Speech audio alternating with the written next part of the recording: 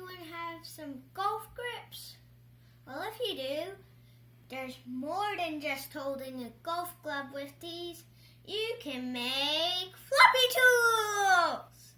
Now you need to get something from far away. Need to rent something from far away. Well, just use the floppy wrench. Now you need to chop some stone. Still got your floppy wrench? Good.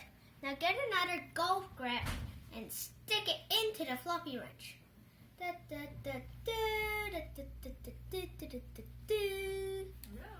Now, need to tweeze something or hold something in place.